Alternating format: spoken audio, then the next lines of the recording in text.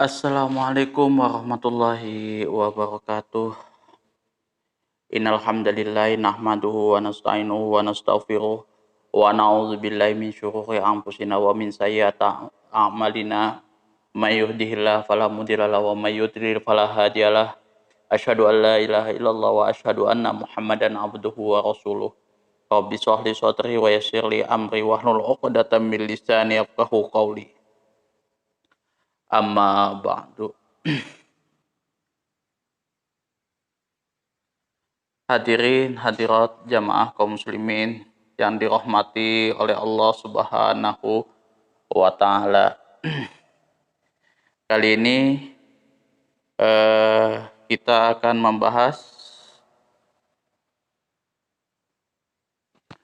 hadis nomor 47.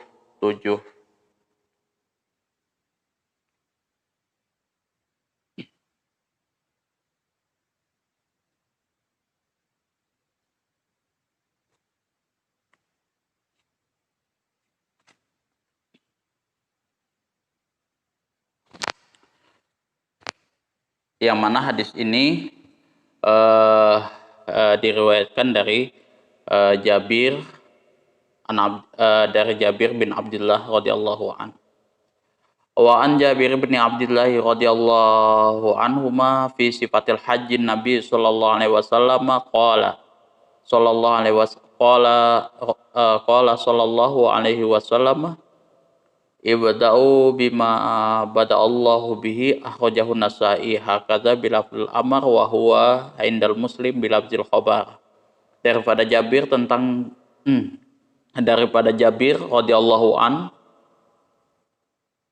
wa an Jabir bin Abdullah, dari Jabir ibnu Abdullah radhiyallahu anhuma, semoga Allah meridhoi keduanya, fi sifatil hajj, pada sifat haji, fi sifatil hajjin Nabi sallallahu alaihi wasallam, pada sifat haji Nabi Rasulullah sallallahu alaihi wasallam, qala, berkata sallallahu alaihi wasallam, Rasulullah sallallahu alaihi wasallam, ibda'u, mulailah, bima, dengan sesuatu, bada Allahu bihi, yang Allah mulai dengan sesuatu tersebut. Akhrajahu Nasa'i hakadza bilafzil amr. Nah, kalau menurut Imam Nasa'i, yang diriwayatkan Imam Nasa'i, lafaz ini bentuknya perintahnya adalah perintah kalimat perintah. Wa huwa indal Muslim, dan hadis yang diriwayatkan yang lafadznya dalam kepunyaan Imam Muslim bilafzil khabar, dalam bentuk ungkapan berita. Nah, kalau kita lihat dari makna hadis ini akan dikemukakan lagi dalam bentuk lengkap, keterangannya di nomor hadis 698. Itu bab tentang ibadah haji. Nah, apa yang dikemukakan oleh hadis ini selanjutnya, Rasulullah SAW keluar dari pintu Masjidil Haram ke Safa. Jadi seperti itu. Jadi hadis ini sebenarnya gambarannya bahwa menjelaskan secara keseluruhan bahwa Rasulullah SAW keluar dari pintu Masjidil Haram ke Safa. Ketika menghampiri Safa, Rasulullah SAW membaca firman Allah, membaca ayat Al-Quran. Sesungguhnya Safa dan Marwah adalah sebagian dari syiar-syiar Allah. Surat Al-Baqarah ayat 158, yang mana bunyinya seperti ini. Inna Safa wal Marwata min sya'airallah.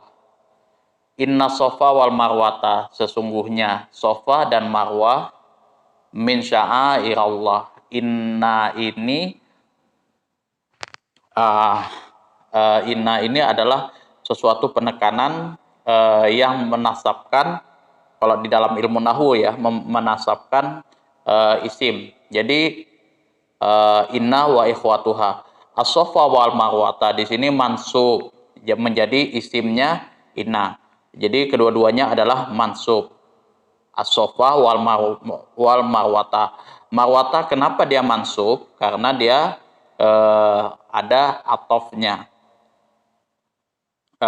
atofnya itu adalah atof. Nah, maktubnya adalah as-sofa. Min sya'airallah di situ kedudukan ininya, kedudukan kalimatnya adalah ini khobar dari inna.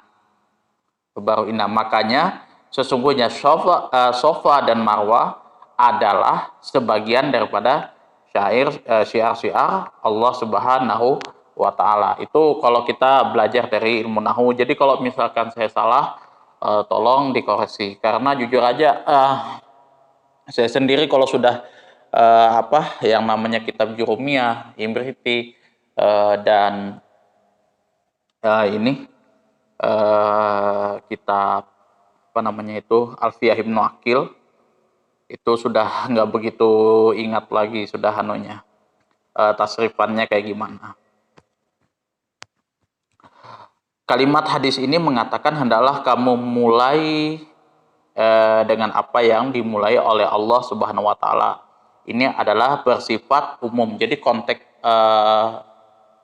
ayat ini adalah umum. Inna sofa wa marwata min sya'airallah. Jadi hendaklah kamu memulai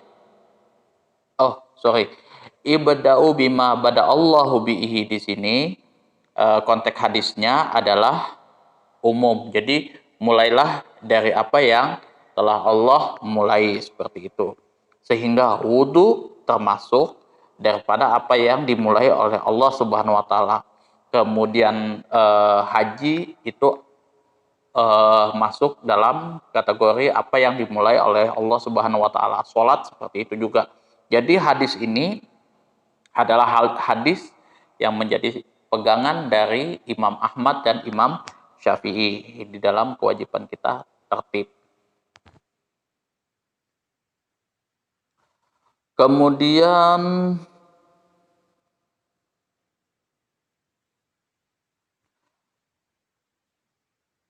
oleh sebab itu diwajibkan pula berurutan ketika berwudu bersesuaian dengan apa yang dimulai oleh Allah Subhanahu wa taala dengan mendahulukan wajah hingga membasuh kedua kaki disebutkan dalam surat Al-Maidah ayat 6.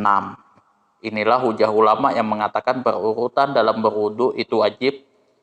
Nah, itu pendapat ulama Imam Mazhab Syafi'i dan Imam Ahmad. Sedangkan Imam Malik dan Imam Abu Hanifah berurutan dalam berwudu tidak wajib. Nah, kalau kita menganalisis lafadznya, hadis ini adalah ungkapan amar, kata perintah berbunyi mulailah dari apa yang dimulai oleh Allah Subhanahu wa taala. Hadis ini juga ungkapan khobar, kalimat berita yang berbunyi kami akan memulai dari apa yang diambil oleh Allah Subhanahu wa taala. Kemudian fikih hadisnya adalah di sini kita ambil kesimpulannya bahwa kita diharuskan mengikuti apa yang menjadi susunan dan urutan-urutan yang telah disebutkan oleh Allah dan Rasul-Nya. Seperti itu sebagai dalilnya di dalam berwudu, sholat, dan melaksanakan ibadah haji. Jadi kalau wudu itu ada rukunnya tertib, sholat tertib, kemudian haji juga harus tertib. Nah, tertib itu dari awal sampai terakhir itu tidak boleh ada yang didahulukan, ada yang diakhirkan seperti itu. Jadi harus tertib. Oleh demikian wajib membasuh muka terlebih dahulu, baru anggota lain secara berurutan. Nah, inilah pendapat Imam Ahmad dan Imam Syafi'i. Sedangkan Imam Abu Hanifah tidak mewajibkan berurutan. Jadi Imam Malik dan Imam Abu Hanifah tidak wajib berurutan. Jadi kalau misalkan ada teman-teman yang melihat di Eropa dan Mesir wudunya tidak berurutan, maka tidak ada masalah. Jangan karena Imam Malik dan Imam Abu Hanifah tidak mewajibkan seperti itu. Nah, berbeda kalau Al-Imam Syafi'i wajib berurutan. Imam Ahmad dan Imam Syafi'i. Kalau misalkan di Indonesia dan di Arab Saudi yang bermazhab Hambali itu berurutan dia. Nah, kalau kita lihat dari riwayat hadis di sini sejarahnya adalah riwayat hadisnya adalah Jabir bin Abdullah Haram Al-Ansori As-Sulami. Nama panggilannya adalah Abdurrahman Al-Madani, salah seorang sahabat yang masyhur di kalangan di zamannya. Beliau termasuk orang yang banyak menghafalkan hadis dan meriwayatkan hadis 1540 hadis. Kedua kedua matanya itu buta ketika beliau berusia senja, ya, ketika beliau sudah tua. Dan beliau pernah mengikuti 19 peperangan. Semasa perang Badar beliau bertugas mengangkut air dan menyebelahi Khalifah Ali dalam perang Siffin. Jadi beliau itu pernah menemani Khalifah Ali bin Abi Thalib juga dalam perang Siffin. Nah, perang Siffin ini adalah perperangan antara Ali bin Abi Thalib dengan Muawiyah bin Abi Sufyan, dan itu peperangan yang betul-betul hancur-hancuran. Bahkan diriwayatkan oleh Abu Hanafiyah pada waktu itu, anak tiri dari Ali bin Abi Thalib ini, ketika dia mengatakan pada waktu itu, ketika aku melihat aku mau berperang itu, aku sudah sudah gelap mata. Ibarat kata kita sekarang tuh gelap mata. Siapapun yang aku temui dari kalangannya Muawiyah tidak bakalan ada ampun lagi, langsung dibantai. Tapi seketika itu juga kalau nggak salah reda dilerai oleh beberapa sahabat, dan di akhirnya dimenangkan oleh Muawiyah bin Abi Sufyan.